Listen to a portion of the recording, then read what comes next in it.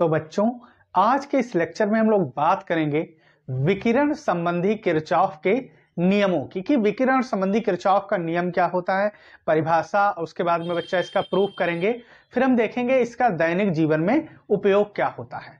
तो देखिए, विकिरण संबंधी किरचॉफ का नियम बच्चा होता क्या है। तो देखिए, इसको परिभाषित करते हैं हम लोग किसी निश्चित ताप पर उत्सर्जन क्षमता ई लैम्डा और अवशोषण क्षमता ए लैम्डा का अनुपात, या कहो जो निष्पत्ति होती है वो एक ही होती है, और उसी ताप पर आदर्श कृष्णिका की जो उत्सर्जन क्षमता ई लैम्डा है उसके क्या होता है, ये बच्चा बराबर होता है। अब आप सोच रहे होंगे हम ये क्या बक रहे हैं, तो आइए देखते हैं। देखिए, हमने कहा कि किसी निश्चित ताप पर किसी दी हुई तरंगदैर्घ्य के लिए, क्या बच्चा कहा, निश्चित ताप पर किसी दी हुई तरंगदैर्घ्य के लिए सभी वस्तुओं की, हमने अभी बताया था कि इसे किस रूप में बच्चा परिभाषित करते हैं, उत्सर्जन क्षमता ई लैम्डा और ए लैम्डा के अनुपात या कहो निष्पत्ति के रूप में परिभाषित करते हैं। तो तरंगदैर्घ्य के लिए सभी वस्तुओं की उत्सर्जन क्षमता लाल मेरा ई लैम्डा और अवशोषण क्षमता ए लैम्डा की निष्पत्ति एक ही होती है, और ताप हमें बदलना नहीं है, उसी ताप पर, या कहो तथा यह उसी ताप पर एक आदर्श कृष्णिका की उत्सर्जन क्षमता ई लैम्डा के बराबर होता है। आदर्श कृष्णिका की बच्चा उत्सर्जन क्षमता क्या, ई लैम्डा के बराबर होता है। तो एक बार पुनः क्या हमने कहा कि किसी निश्चित ताप पर दी हुई तरंगदैर्घ्य ई लैम्डा, और हमने बच्चा क्या कहा, तथा ए लैम्डा, क्या उत्सर्जन क्षमता ई लैम्डा और अवशोषण क्षमता ए लैम्डा की निष्पत्ति, या निष्पत्ति को ही बच्चा हम लोग क्या कहते हैं, अनुपात जो होता है वो क्या होता है, ई लैम्डा के बराबर होता है। ई लैम्डा ए लैम्डा का अनुपात ई लैम्डा के बराबर होता है। तो ये था बच्चा हमारा विकिरण संबंधी किरचॉफ नियम की डेफिनेशन, और उसका जो हम फार्मूला होता है, इसी फार्मूले को लाल मेरा हम लोग क्या करेंगे, प्रूफ करेंगे। तो देखिए, हम लोग मान लेते हैं कि मान लिया कि माना परम ताप कैपिटल टी पर, परम ताप भाई हमने क्या लिया था, किसी निश्चित ताप पर दी हुई, तो वो निश्चित ताप हमने क्या मान लिया कि माना परम ताप वो कितना है, टी पर लैम्डा तरंगदैर्घ्य के लिए उत्सर्जन क्षमता, लैम्डा तरंगदैर्घ्य के लिए उत्सर्जन क्षमता बच्चा हमने क्या मान लिया, ई लैम्डा।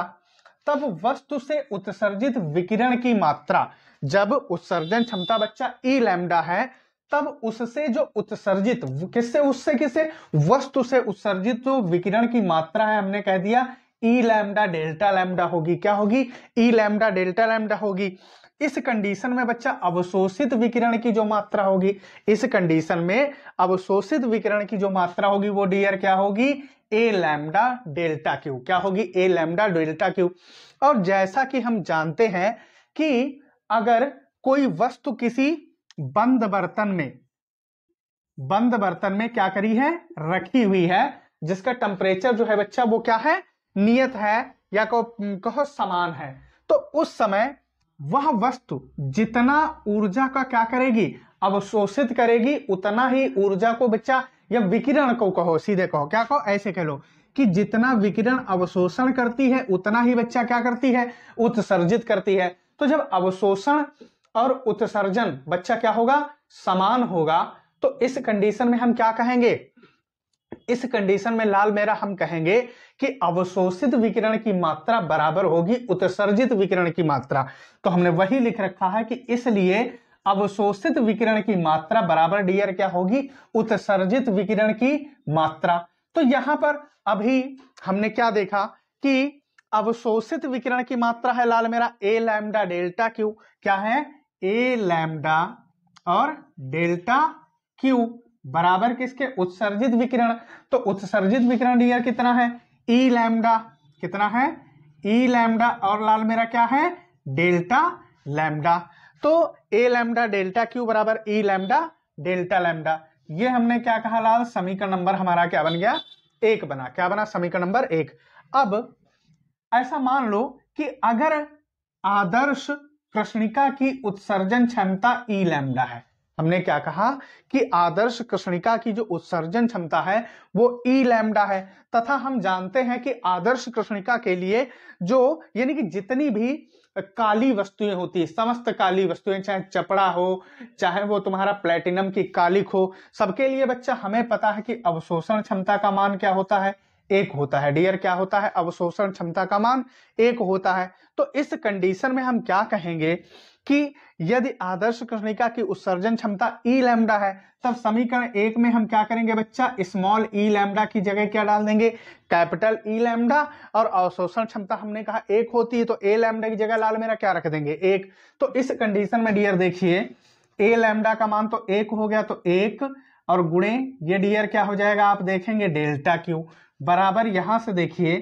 ई लैम्डा की जगह हमने कहा हमें क्या रखना है, क्या रखना है, ई लैम्डा की जगह कैपिटल ई लैम्डा, तो ये लाल क्या हो गया, capital E lambda into dear क्या चल रहा है, आप देखेंगे डेल्टा लैम्डा, क्या चल रहा है डियर, डेल्टा लैम्डा। अब हम क्या करेंगे, हमने कहा ये समीकरण नंबर है हमारा 2, क्या है ये समीकरण नंबर है 2।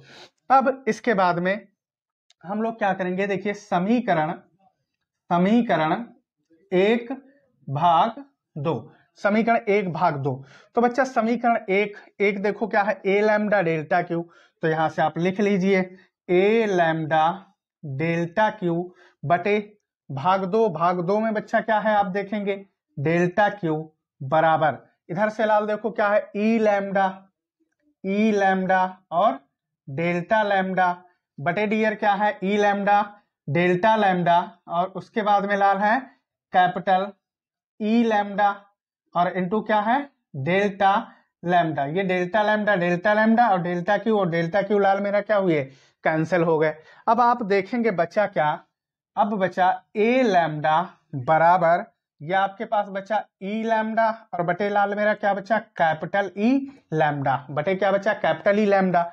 अब इसी को चाहो एक काम करो, ये ए लैम्डा इधर भेज दो, तो ए लैम्डा इस साइड आ जाएगा, तो इसी को हम बच्चा क्या कहेंगे, कैपिटल ई लैम्डा बराबर ई लैम्डा अपॉन ए लैम्डा, या यूं कह दो, ऐसा ना लिखो, तो इसी को इस प्रकार से बच्चा लिख दो, ये कह दो कि E lambda by A lambda equal E lambda, capital E lambda. तो बच्चा यही तो हमें प्रूफ करना था, क्या कि ई लैम्डा और ए लैम्डा की निष्पत्ति एक ही होती है, जो उसी ताप पर क्या होती है, ई लैम्डा के क्या होती है, बराबर होती है, जो उसी ताप पर कैपिटल ई लैम्डा के बराबर होती है। तो बच्चा नोट्स आपको कैसे बनाना है, डाल देना हेडिंग विकिरण संबंधी किरचॉफ का नियम, और फिर वही लिखना स्टार्ट करना क्या कि किसी निश्चित ताप पर किसी दी हुई तरंग दैर्ध्य के लिए सभी वस्तुओं की उत्सर्जन क्षमता ई लैम्डा तथा अवशोषण क्षमता ए लैम्डा की निष्पत्ति एक ही होती है, तथा यह उसी ताप पर एक आदर्श कृष्णिका की उत्सर्जन क्षमता के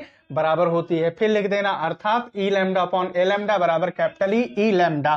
फिर प्रूफ बच्चा हेडिंग डाल देना, अब प्रूफ हेडिंग डाल करके माना परमताप टी पर, और ये यहां तक लिख लाना और ये लिखते चले आना, ये और ये समीकरण 1 और 2 बनाना, फिर बच्चा समीकरण 1/2 करके और यहां तक नोट कर देना, ये तुम्हारा बन जाएगा। फिर अब बच्चा हम लोग उपयोग देखते हैं, अच्छा अब हम लोग देखेंगे कि इसके दैनिक जीवन में उपयोग क्या होते हैं। तो उपयोग में नियम नंबर 1 हम देखेंगे कि जैसे आपने देखा होगा कि गर्मियों में हम लोग सफेद कपड़े पहनते हैं और जबकि जाड़ों में रंगीन कपड़े पहनते हैं या पहने जाते हैं, तो इसका क्या कारण है या हमें क्या फायदा मिलता है। तो देखिए बच्चा होता क्या है, जो सफेद कपड़े होते हैं वो ऊष्मा के बुरे अवशोषक होते हैं, ऊष्मा के क्या लाल मेरा होते हैं, बुरे अवशोषक होते हैं। तो उससे होता क्या है, जो सूर्य का प्रकाश है वो जब हमारे ऊपर पड़ेगा तो उसके सूर्य के प्रकाश का अधिकांश भाग सफेद कपड़ा क्या करेगा, उसको परावर्तित कर देगा, जिस कारण हमें बच्चा गर्मी क्या होगी, गर्मियों में गर्मी कम लगेगी। और जबकि ठंडक में क्या होगा, अगर हम रंगीन कपड़े पहने हैं तो रंगीन कपड़े जो होते हैं ये ऊष्मा के क्या होते हैं, अच्छे अवशोषक होते हैं। तो जब सूर्य का प्रकाश हमारे ऊपर पड़ेगा या कहो सनलाइट हमारे ऊपर फॉल करेगी, तो ये क्या करेंगे बच्चा, उसको ऑब्जर्व करेंगे, ज्यादा से ज्यादा मात्रा में क्या कर लेंगे, ऑब्जर्व कर लेंगे। तो ऑब्जर्व करने के कारण अब हमें ठंडक क्या होगी, कम लगेगी। तो यही कारण है कि गर्मियों में सफेद कपड़े और ठंडक में हम लोग कैसे रंगीन कपड़े पहनते हैं। या दूसरा एक बात और कि जो सफेद पुते हुए रूम होते हैं ये गर्मियों में ठंडे रहते हैं, जबकि डिस्टेम्पर यानी कि रंगीन कमरे जो होते हैं वो क्या होते हैं, गर्मियों में गर्म रहते हैं, यानी कि ठंडक में वो अच्छा काम करते हैं। तो हम कह सकते हैं कि रंगीन कमरे पुते हुए जो हैं ये ठंडक में क्या होते हैं, ये ठंडक में कष्टकारी नहीं होते हैं, अच्छे सुखदाई होते हैं, जबकि गर्मियों में ये क्या होंगे, कष्टदायी होंगे। अगर डिस्टम्प सफेद से पुता हुआ है तो गर्मियों में गर्मी क्या होगी, कम लगेगी। दूसरी बात बच्चा, आपने देखा होगा कि चाय की जो केतली होती है उसकी बाहरी सतह चमकदार बनाई जाती है, तो ऐसा क्यों?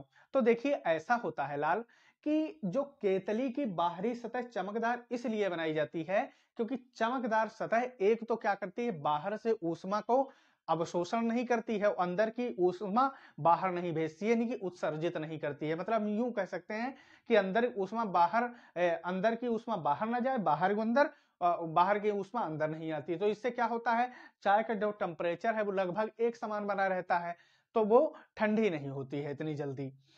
अब इसके बाद में बच्चा अगर हम अगले एग्जाम्पल की बात करें तो तुमने देखा होगा कि खाना पकाने वाले जो बर्तन हैं उनकी जो तली होती है वो एक तो ब्लैक पेंट रहता है, यानी कि काली और खुरदुरी बनाई जाती है। क्यों?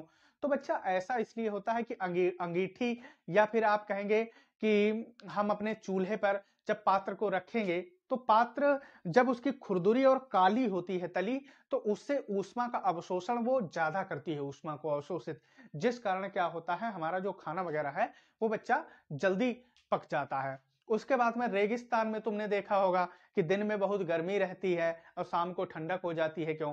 तो इसका लाल कारण यह है कि दिन में जो सूर्य की ऊष्मा उस पर पड़ती है तो जो रेत होती है या बालू कहो ये ऊष्मा की अच्छी अवशोषक है, तो इसे अवशोषित करके गर्म हो जाती है।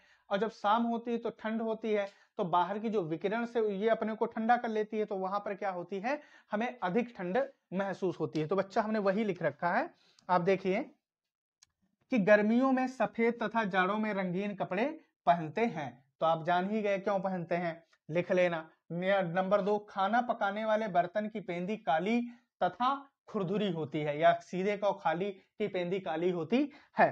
उसके बाद में चाय की केतली की बाहरी सतह चमकदार बनाई जाती है। तो अभी बच्चा हमने बताया क्यों बनाई जाती है। फिर आप और चाहो तो और बढ़ा सकते हो, क्या कि रेगिस्तान में दिन में अधिक गर्मी तथा रात में ठंडक होती है।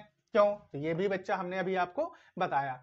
तो ये था आपका विकिरण संबंधी किरचॉफ का नियम। पुनः देख लेते हैं बच्चा, क्या हमने कहा कि निश्चित ताप पर किसी दी हुई तरंगदैर्घ्य के लिए किसका किसका उत्सर्जन क्षमता, कहां बच्चा, निश्चित ताप पर दी हुई तरंगदैर्घ्य के लिए किसका उत्सर्जन क्षमता ई लैम्डा और अवशोषण क्षमता ए लैम्डा की निष्पत्ति एक ही होती है, और उसी ताप पर क्या होती है, आदर्श कृष्णिका की उत्सर्जन क्षमता के बराबर होती है, अर्थात ई लैम्डा अपॉन ए लैम्डा बराबर कैपिटल ई लैम्डा। अब हमने क्या मान लिया कि वह परम ताप T है जिस पर लैम्डा तरंगदैर्घ्य के लिए उत्सर्जन क्षमता ई लैम्डा, और इस कंडीशन में उत्सर्जित विकिरण जो है ई लैम्डा डेल्टा लैम्डा तथा अवशोषित विकिरण की मात्रा ए लैम्डा डेल्टा क्यू है। जैसा कि हम जानते हैं कि बंद पात्र में अगर कोई वस्तु कहां बच्चा सेम टेम्परेचर पर है तो वो जितना अवशोषित करेगी उतने उत्सर्जित करेगी। तो इसलिए हम कह सकते हैं कि अवशोषित विकिरण बराबर क्या, उत्सर्जित विकिरण।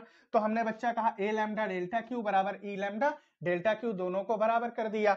अब हम जैसा कि जानते हैं कि यदि आदर्श कृष्णिका की हमने मान लिया उत्सर्जन क्षमता जो है वो कैपिटल ई लैम्डा है, तब समीकरण 1 में स्मॉल ई लैम्डा बराबर कैपिटल ई लैम्डा, और अवशोषण क्षमता हम जानते हैं जितनी ब्लैक बॉडी है उनके लिए एक होती है, तो ए लैम्डा बराबर 1 मान रख के बच्चा समीकरण 2 बना लिया, 1 को 2 से भाग किया और वही लेकर के आ गए। उसके बाद में उपयोग, गर्मियों में सफेद, जाड़ों में रंगीन, फिर खाना पकाने वाले बर्तन की पेंदी काली खुरदुरी, और हमने कहा चाय की केतली की बाहरी सतह चमकदार बनाई जाती है। तो बच्चों अब अगर आप इसका स्क्रीनशॉट लेना चाहें तो ले लीजिए। और बच्चों हम आशा करते हैं कि हमारा वीडियो आपको पसंद आया होगा। अगर हमारा वीडियो आपको पसंद आए तो वीडियो को लाइक करिए, शेयर करिए, और अगर अभी तक आपने हमारे चैनल को सब्सक्राइब नहीं किया तो चैनल को सब्सक्राइब करिए। आज के इस लेक्चर में बस इतना ही, मिलते हैं अगले लेक्चर में। धन्यवाद।